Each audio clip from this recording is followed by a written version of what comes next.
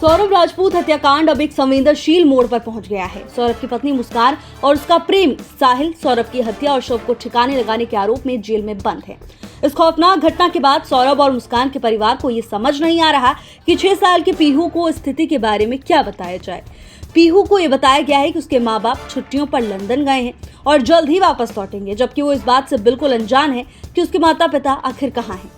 सौरभ के भाई ने पीहू की कस्टडी के लिए दावा किया है। वहीं मुस्कान के पिता प्रमोद रस्तोगी भी पीहू को अपने पास रखने का इरादा रखते हैं। स्थिति अब अदालत तक पहुंचने वाली है।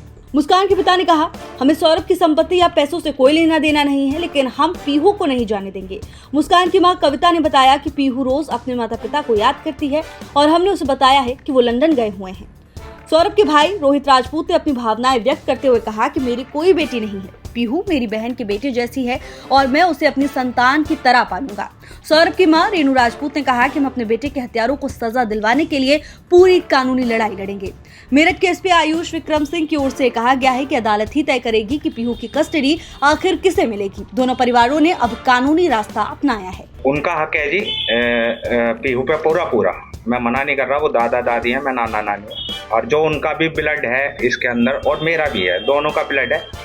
पर मैं ये कहना चाहता हूँ, ये 2 साल के लिए सौरभ बाहर गए या उससे भी पहले कभी इन लोगों ने पीहू को मिलने की कोशिश करी? इस बात का जवाब दें। अब ये कह रहे हैं जिस दिन से घटना हुई है हमने पीहू को नहीं देखा।